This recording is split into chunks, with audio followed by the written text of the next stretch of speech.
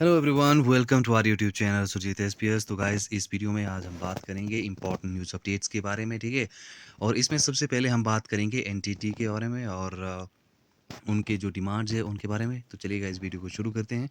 शुरू करने से पहले अगर आप हमारे यूट्यूब चैनल पर नए हैं तो ज़रूर सब्सक्राइब कर लेना और वीडियो को एंड तक ज़रूर देखना, लाइक शेयर करते रहना, ठीक है। तो चलिएगा, इस वीडियो को स्टार्ट करते हैं। तो यहाँ से फ्रेंड्स, आप ये देख पा रहे होंगे, आउटसोर्स की बजाय नियमित आधार पर हो एनटीटी की भर्ती, ठीक है। तो एक तरह से ये डिमांड जो है ये की जा रही है, ठीक है। और ये जो डिमांड है ये की जा रही है यहाँ से प्रशिक्षित बेरोजगार नर्सरी अध्यापिका संघ जिला कांगड़ा की तरफ से, ठीक है। इन्होंने अपनी नियुक्ति को लेकर वर्चुअल बैठक राज्य महामंत्री कल्पना शर्मा की अध्यक्षता में आयोजित हुई। इसमें नर्सरी अध्यापिकाओं की नियुक्ति में हो रहे विलंब बारे चर्चा की गई, ठीक है। तो सबसे पहले इन्होंने जो एक तरह से जिस पॉइंट को डिस्कस किया है वो है कि इतना डिले क्यों हो रहा है, ठीक है, एनटीटी की भर्ती में, ठीक है, स्पेशली एडवर्टाइजमेंट या फिर नोटिफिकेशन आने में। तो पहला जो इनका मुद्दा जो ये था कि एनटीटी में इतना डिले क्यों हो रहा है, ठीक है। लगभग सभी सदस्यों के मन में ये निराशा देखी गई कि किन कारणों या दबाव में आकर इन नियुक्तियों में जो है इतना विलंब जो है वो किया जा रहा है। कार्यकारिणी का एक मत से ये निर्णय था कि एक तो सरकार आउटसोर्स के माध्यम से भर्ती ना करे, इसके लिए जो है वो नियमित नीति बनाए, और दूसरा अधिकतर प्रशिक्षित बेरोजगार अध्यापिकाओं को नियुक्ति देकर चेर लंबित इंतजार को खत्म करें। यदि आंगनवाड़ी कार्यकर्ताओं, अर्ली चाइल्डहुड आदि डिप्लोमा धारकों को इसमें शामिल किया जाता है तो सबसे पहले 23 वर्षों से बेरोजगारी का दंश झेल रही नर्सरी अध्यापिकाओं की बैच वाइज जो है वो भर्ती की जाए। देखिए, दूसरा जो इन्होंने यहाँ पे एक 2-3 पॉइंट यहाँ पे क्लियर किए हैं कि एक तो उन्होंने ये कहा है कि आउटसोर्स पे जो एक तरह से ये पॉलिसी बनी है कि आउटसोर्स पे जो है एनटीटी की भर्ती की जाएगी, तो उनको जो है इनके अकॉर्डिंग जो है वो ख़त्म किया जाए और रेगुलर, एक तरह से रेगुलर बेसिस पे जो हैं वो एनटीटी की भर्ती की जाए। इसके अलावा इन्होंने कहा है कि आंगनवाड़ी वर्कर्स प्लस जो अर्ली ईसीसीई या फिर बाकी जितने भी डिप्लोमा धारक है उनका जो है उन्होंने कहा है कि उनकी भी नियुक्ति जो है वो एनटीटी में ना हो, ठीक है। और उन्होंने साथ ही साथ ये भी तर्क दिया है, यदि इनको यहाँ से आंगनबाड़ी वर्कर्स और ईसीसीई वालों को यदि एनटीटी में शामिल करना है तो इतने लंबे टाइम से जो बेरोज़गारी एनटीटी के जो एक तरह से कैंडिडेट्स हैं वो झेल रहे हैं, तो उनकी जो नियुक्ति है फिर वो बैच वाइज की जाए, ठीक है। और इसके बाद इन्होंने कहा है कि 2 वर्ष के डिप्लोमा की शर्त को हटाकर 1 वर्ष के डिप्लोमा धारकों को ही नियुक्ति मिले, ठीक है।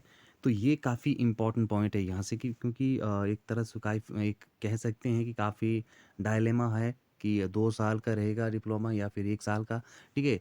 तो इन्होंने ये डिमांड की है कि जो 2 साल की जो कंडीशन या पिछले वीडियो में मैंने बताया था कि 2 साल का आपका डिप्लोमा जो है वो होना चाहिए, तो इसको अब इन्होंने कहा है कि 1 साल का डिप्लोमा जो है वो एक्सेप्ट किया जाए, मान्य किया जाए, ठीक है। उनका कहना था कि पहले ही एनटीटी वालों के साथ आंगनवाड़ी वालों को 30% जो कोटा है वो दिया गया है। अब नियुक्ति के ड्राफ्ट में डीएलएड और अर्ली चाइल्डहुड डिप्लोमा धारकों को भी सम्मिलित करके एनटीटी वालों को बाहर का रास्ता दिखाया जा रहा है, ठीक है। तो यहाँ पे इन्होंने काफ़ी कंडेम किया है कि पहले ही 30% जो एक तरह से सीट्स हैं वो आंगनवाड़ी वर्कर्स के लिए इन्होंने दे दी हुई हैं, और उसके बाद डीएलएड, ठीक है, जो डीएलएड वाले हैं उनको भी आपने यहाँ पे इन्वॉल्व किया जा रहा है, तो एनटीटी वाले या फिर उनका जो रेशो है वो तो ख़त्म हो रहा है, ठीक है।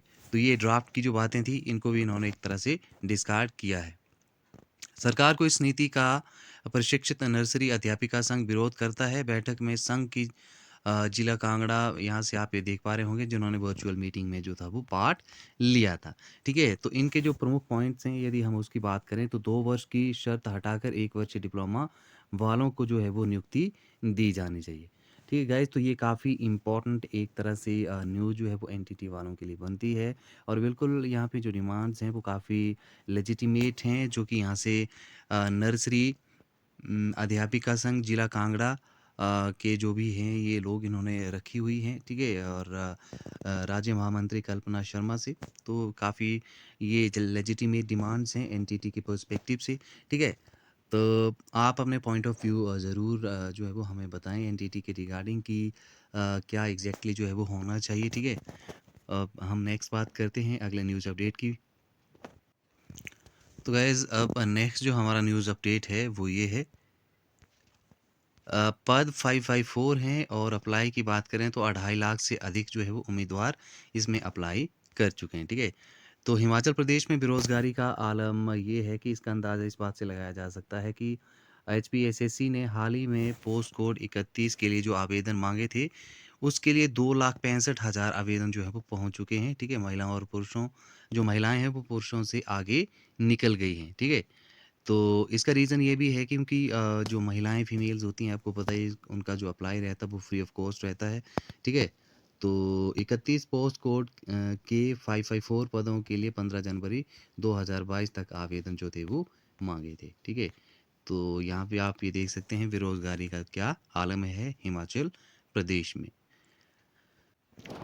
नेक्स्ट है जेबीटी सी&वी शिक्षकों के तबादले जो हैं वो रुके हैं, 2 वर्ष पूरे होने के बाद भी नियमित ना करने का उठाया मामला, ठीक है?